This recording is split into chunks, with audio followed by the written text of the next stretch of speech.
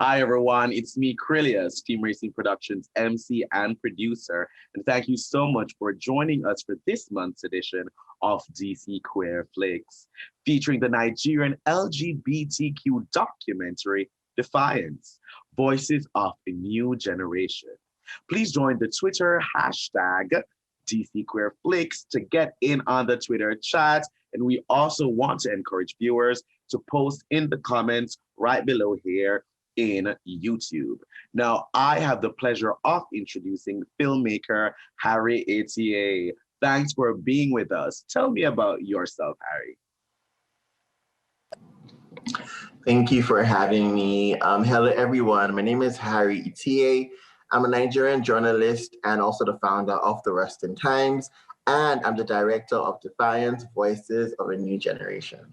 Oh, awesome, and great to have you here. Thank you so much. And joining us for this discussion, we have Tiara and Innanoshe.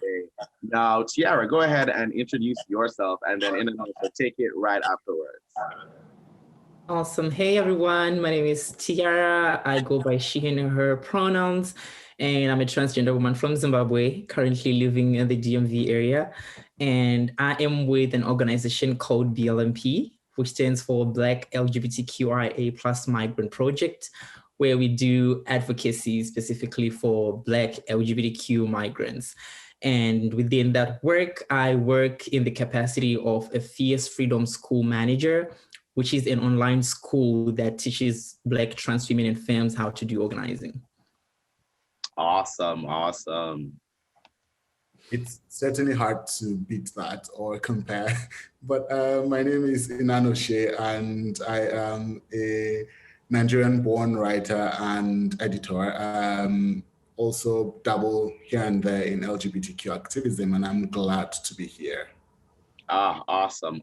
Great to have you all here. Now, let's begin. So let's start with what you would all like the viewers to know or think about before watching the film. Harry, let's have you go first.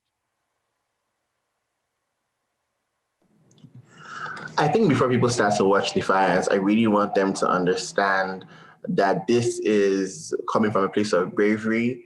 For everyone who is speaking in this documentary, they're doing it from a place of bravery, place of courage, and with the intent for people to understand, the lived experiences of queer people and why it's important for us to have empathy, to be kind, to engage with queer issues from a wholesome space, and not from a space of judgment, of bitterness, and of anger.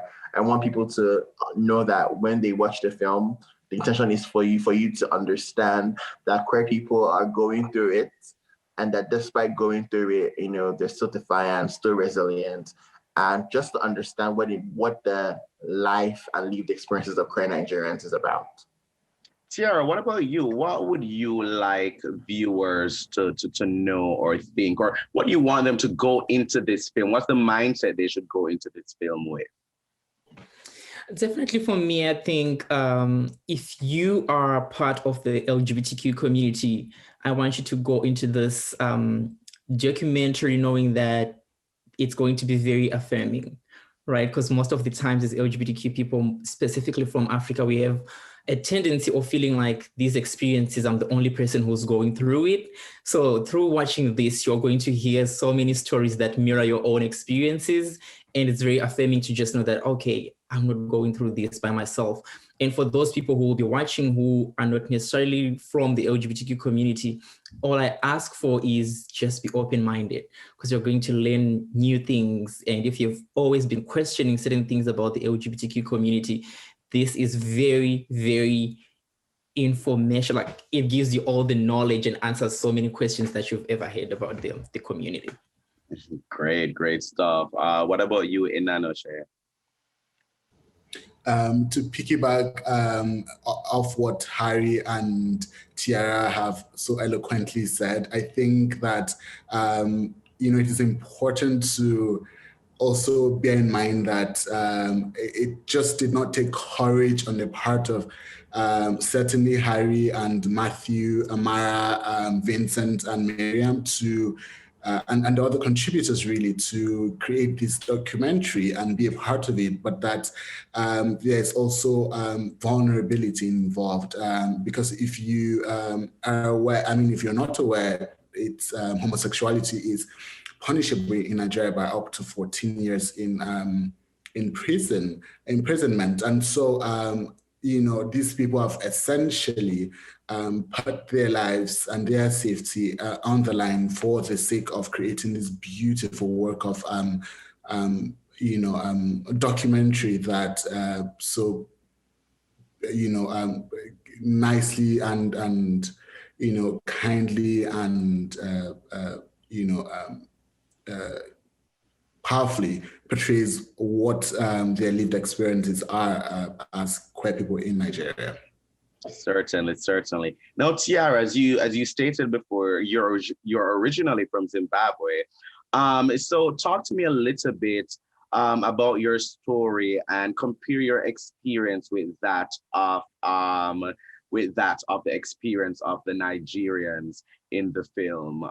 You know, tell me a little bit about that. If there are any differences or similarities with your experience in Zimbabwe as opposed to those from Nigeria in the film.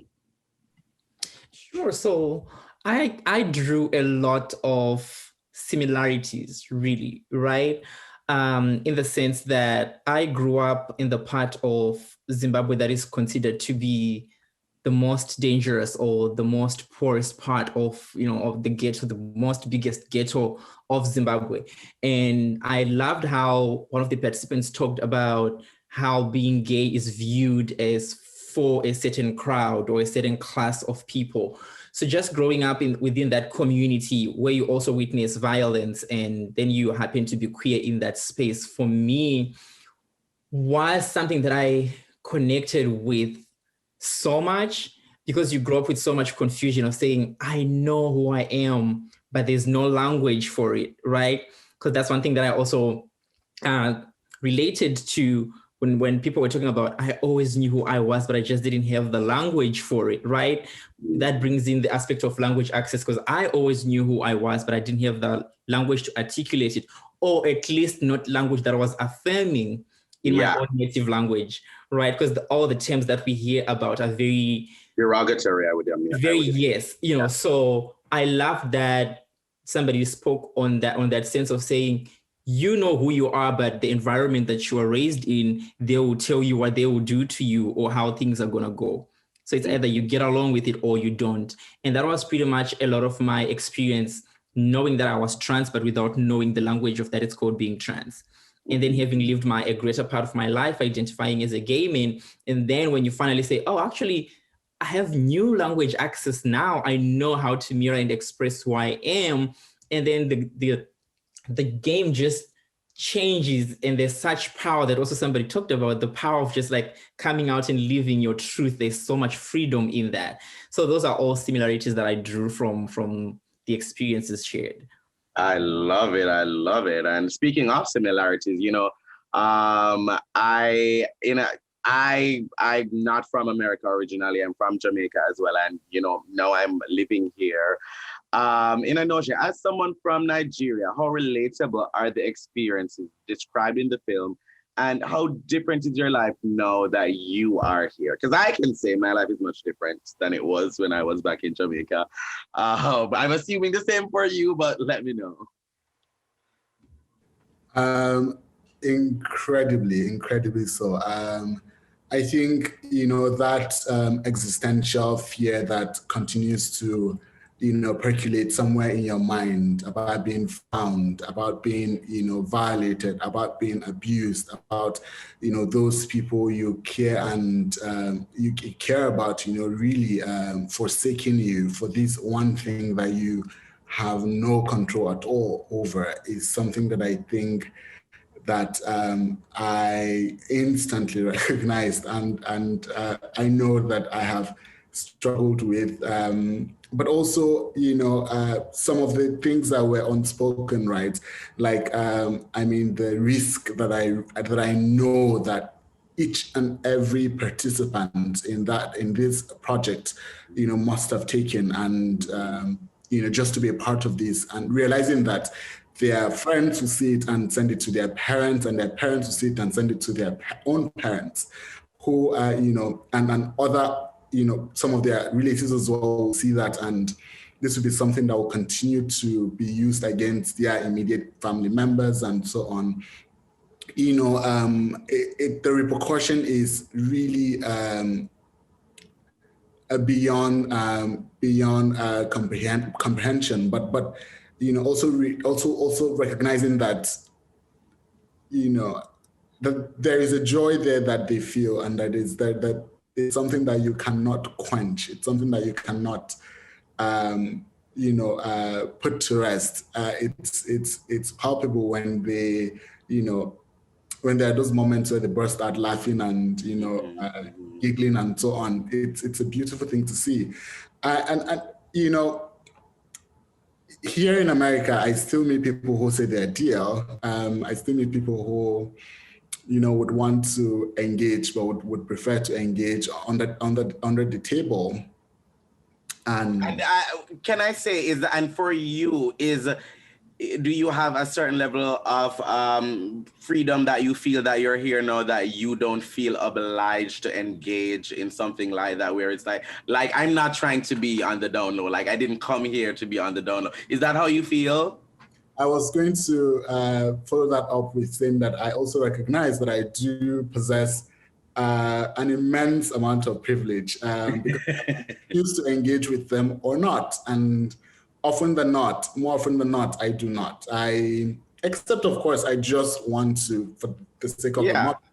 But I don't think it's something that I want to engage with. Even here amongst my friends who are Nigerians, who of course know where they lean sexually, there is a form of censorship that they have to do to continue to sort of sustain the peace that exists between them and their parents, in the sense that the things that they put on social media, for instance.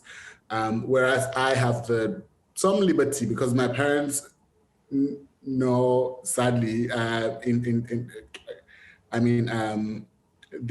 they would say, and everyone else does as well. If you care to know, you just Google my name and then you realize that I'm gay. So, so I do have that sort of liberty where I can post anything and share anything. Of course, my parents, would always express how sad they are about that. But for others whose parents don't even have a clue that they are gay, they just know that they're in America or that exactly. So there is also that bit of censorship that has to happen for them. I just felt heard and seen and, really recognized in the project. Yeah, and I like how you brought up the fact that, appearing in this, other people are going to be able to see it. I remember back some years ago, I think during the Obama years, I did this. I was in sophomore year of college, and I did this thing with the State Department that went out to all the embassies about being an LGBTQI student, immigrant thing. And when they asked me to do it, they were like, you should only do it if you're out to your parents, because this will be broadcast to every single US embassy in the world. And I wasn't out to my parents, but I was living to me an out life already. So I was like, girl, I'm still doing this. This is the State Department, I'm doing it. And I did it. And I'm out to my parents now, but they've still never seen that video, even though it's something I'm really, really proud of. Next question to Innanoshe and Tiara. What would make life better for African LGBTQ immigrants in DC and in the United States in general? Tiara, would you like to go first, or do I? Yeah, go ahead, Tiara. Sure, I can go first. I think just being intentional in how we create spaces or how we make spaces available.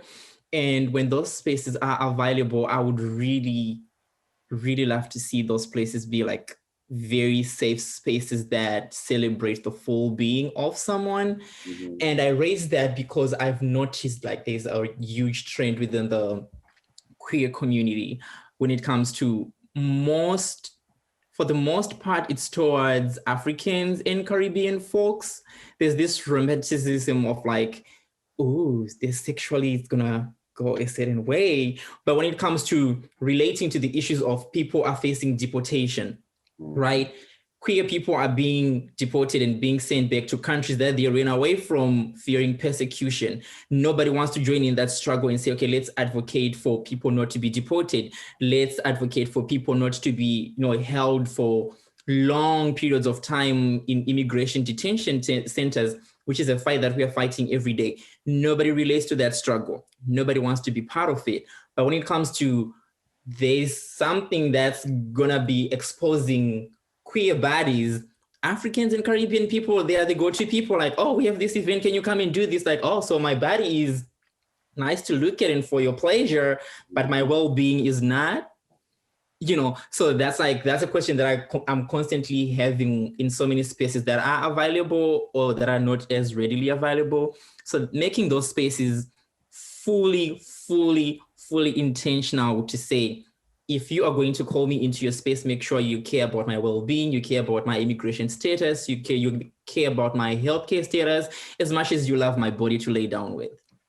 That would really make our existence as queer Africans and Caribbeans, or just as migrants in this country, very, very much better. I shouldn't have. I mean, Tiara shouldn't have gone first. I should have, so she could, be the cherry on my dry cake. But yes, let's see. I really connected to what you just said, Tiara. And I honestly do think that there is a conversation to be had about not just, on the individual level, how, in terms of how queer people interact with non-American queer people, or, people who are here on from other countries, really, but also on an institutional level. And I'm talking in terms of, the nonprofits now, the NGOs and so on, that there needs to be a voice that represents this very, real challenges that we face. Someone that is from our own very specific community, that is perhaps a refugee or an asylee in America, or has gone through that experience, and so knows the toil that it takes on you, how you are always waiting on end for things that never seem to materialize. So I do think that because I imagine that the next frontier of LGBTQ rights would have to be what the US, or the role that the US plays in making, in ensuring that LGBTQ folks who are fleeing danger and violence have a place to stay. So this could be in terms of the US's international policy when it comes to consulates and embassies abroad. Perhaps if someone is fleeing danger in, say, Uganda or Nigeria, they should be able to run to a US embassy to find refuge there. And if they're unable to make it to America, or if they do not have the funds or resources, because I think back about myself and how within a twinkle of an eye, I was able to leave Nigeria. I already had a visa. I, whipped up around 2,000, because I think with America, you have to buy a return ticket as well. So around nearly $3,000 really to come here. So you need a return ticket. You need a visa, which is very, very, very hard. Oh yes, so on the tourist visa, you have to buy a return ticket, right? That's true. So these are all hurdles that need to be, broken down. They need to be, that we as a community need to overcome, and that LGBTQ rights does not end in the shores of the US, but that we are, that collectively and together we become, these ambassadors of, of these rights. And if it's not possible at home for for a Nigerian or for an Egyptian or for anyone really anywhere, then we should be able to be welcoming and have policies that would make people's lives easier when they get here. Because what you do not realize is, as an asylum seeker, you have to wait for at the very least 6 months before you are able to get an EAD, which is Employment Authorization card or so, I think, which with absence of which you cannot work, of course. Can't work, right? Yeah. So there are these things, and then come to think about the housing, the food. It's so many things all together, all at once, that you're just in a new country, you're trying to figure all this out. Then there are other things to figure out. So it's a lot, especially in those early stages, and then waiting to hear back from whomever, waiting to hear that, waiting to get this form, getting representation. While there are many organizations, by the way, who offer, and I benefited from pro bono services from the George Washington University Law Clinic. So I know that there are many of those that are available, but I do think that it's important to make those services even more readily available and accessible. I also know that the DC Center Global does a support group where with asylum seekers, where it's a monthly and pre-pandemic days, of course. I would go there every other month, just to feel the sense of camaraderie and togetherness. Realizing that I am not alone in this struggle has been incredibly reassuring. So Tiara, I would love to also talk to you some more and see how if there is any way I can help, because I think that the issues that you raise are very, very important, and that they need to be dealt with immediately, and especially with a very, as we have seen, with an LGBTQ friendly and supportive administration like the Biden-Harris administration. Certainly. All right. Now, as we're rounding it out, let's, in just a word or concise phrase, what do you hope people feel while watching this film? And I'll start with Harry.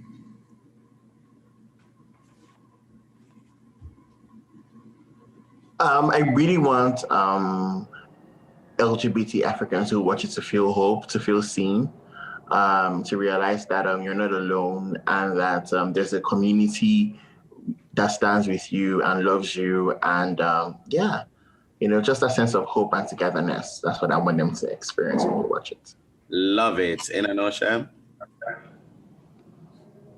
I hope that people can realize that people like Harry on the ground doing the work, they are living the life every day and doing the work, and that they need support as well. They need encouragement. They need their voices to be amplified and uplifted. And it's a very small thing, minute thing that you could do, but it's important to do. Awesome. Great. And rounding it out with Tiara, closing us out. Definitely what I really want people to walk away with after watching this, I want people to be motivated to be part of the solution, right? However that looks like. Innanoshe, you just spoke about amplifying voices. If you are in media and you're not part of the LGBTQ community, do your part. Rope in LGBTQ people who are okay with, being visible in a country that does not really allow that. If you're a queer person who feels you're in isolation, reach out to other queer people who also feel like they're in isolation as well. Whatever that looks like for people, I just really want people to, after they watch this, I want people to really be motivated and say, I want to be part of the solution in whatever way that they can plug into doing the work.